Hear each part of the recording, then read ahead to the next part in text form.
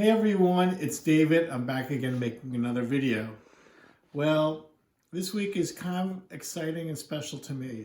It's a couple days after Easter, and this is my favorite holiday because you get chocolate bunnies like this on sale at CVS. And this one was pretty interesting. You see it says Peter Rabbit, read my storybook inside, milk chocolate, and there's a little storybook here. So I'm going to read this to you. I'm going to do an unboxing of this bunny rabbit and show you what it's all about. So you can see some nutritional stuff, and this is kind of interesting. Once upon a time. And you can see what the two bunny rabbits are doing. It says Mr. McGregor's Garden. So this is very interesting. So let's go ahead and open it, and then I'll read the story to you that's listed inside. So it looks like this. This is a hollow Easter bunny. There's lots of packaging in here because these bunny rabbits, they're very fragile. And we have to just be careful. This is what it looks like. And I'm going to go get the story.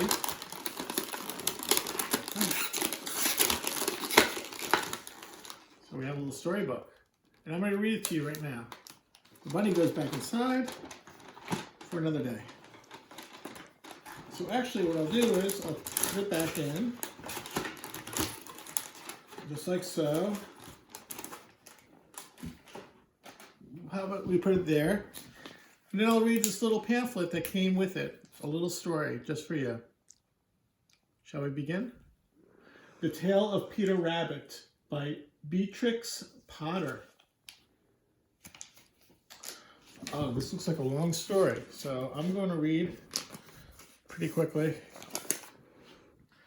And then the pictures aren't so interesting, but we'll just read it. Once upon a time, there were 4 little rabbits, and their names were Flopsy, Mopsy, Cottontail, and Peter. They lived with their mother in a sandbank underneath the root of a very big fir tree. "Now, my dears," said old Mrs. Rabbit one morning, "you may go into the fields down the lane, but don't go into Mr. McGregor's garden. Your father had an accident there. He was just in a pie. Oh, he was put in a pie by Mrs. McGregor. Now run along and don't get into mischief. I'm going out." Where do you think the mom is going? She's going out. Look at all the kids. Then old Mrs. Rabbit took a basket and her umbrella and went through the wood to the baker's. She bought a loaf of brown bread and 5 currant buns. Flopsy, Mopsy, and Cottontail, who were good little bunnies, went down the lane to gather blackberries. But Peter, who was very naughty, ran straight away to Mr. McGregor's garden and squeezed under the gate. First he ate some lettuce and some French beans, and he ate some radishes, and then, feeling rather sick, he went to look for some parsley. But round the end of the cucumber frame, whom should he meet but Mr. McGregor? Mr. McGregor was on his hands and knees planting out young cabbages, but he jumped up and ran after Peter, waving a rake and calling out, "Stop, thief!" Peter was most dreadfully frightened. He rushed all over the garden, for he had forgotten the way back to the gate. He lost one of his shoes among the cabbages, and the other shoe amongst the potatoes. After losing them, he ran on 4 legs and went faster, so that he might have got away together if he had not uniformly run into a gooseberry net. My, what is that? And got caught by the large buttons on his jacket. It was a blue jacket with brass buttons, quite new. Wow.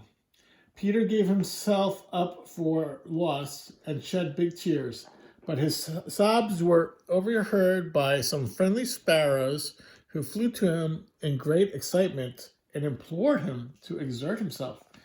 So it looks like he got caught in a farmer's net and he's looking for help.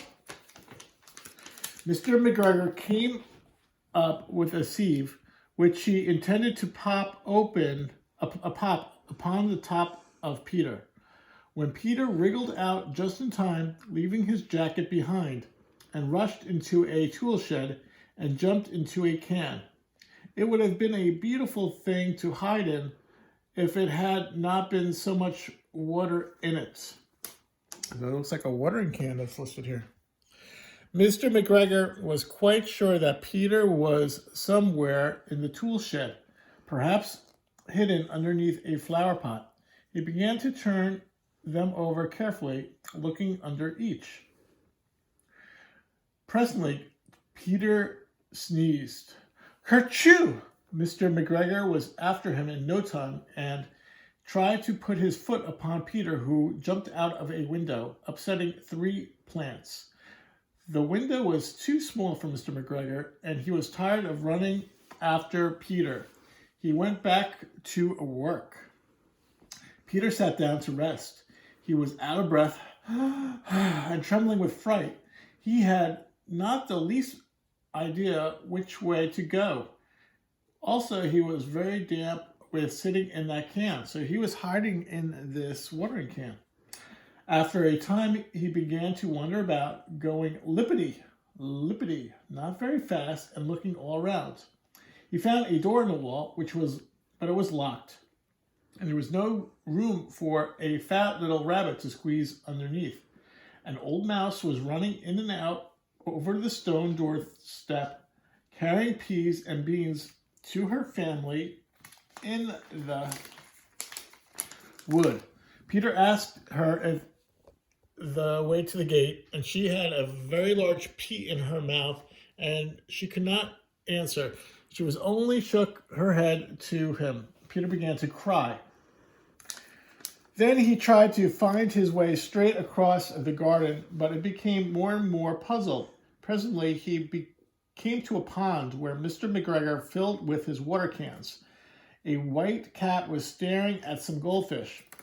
She sat very, very still, but now and then the tip of her tail twitched as if it were alive. Peter thought it best to go away without speaking to her.